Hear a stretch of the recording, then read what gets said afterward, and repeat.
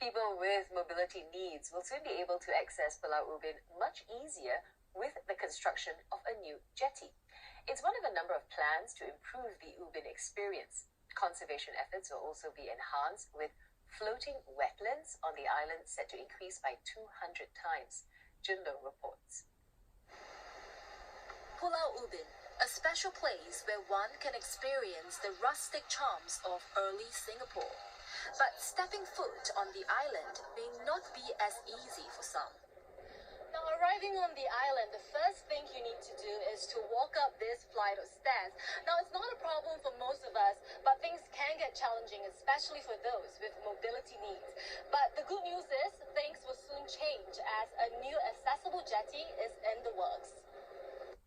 The new wheelchair-friendly jetty will be located at the Ubin Living Lab, an area with calmer waters and facilities like toilets.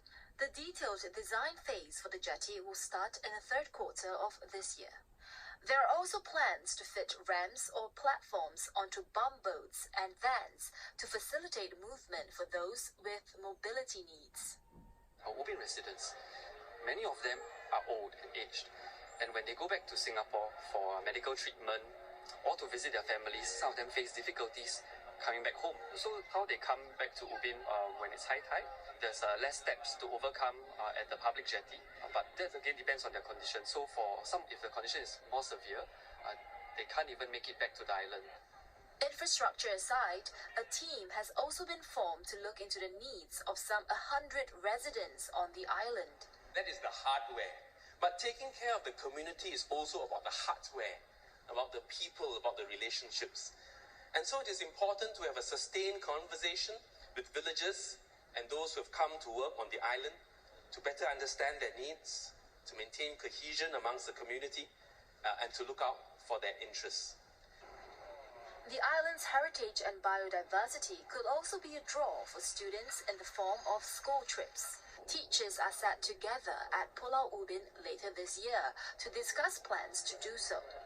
For most students, the island is more famous for its Adventure Base Camp, OBS, or Outward Bound Singapore. There are very little chances for them to be exposed to the natural environment. So we hope that through our teachers, it will be a ripple effect that they will eventually bring their students over, not just for OBS, but be able to also experience the many other aspects that Ubin can offer.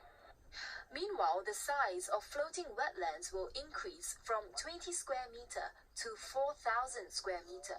The wetlands will provide additional habitat for wildlife like birds and dragonflies. The project begins next month and is expected to end mid-2020.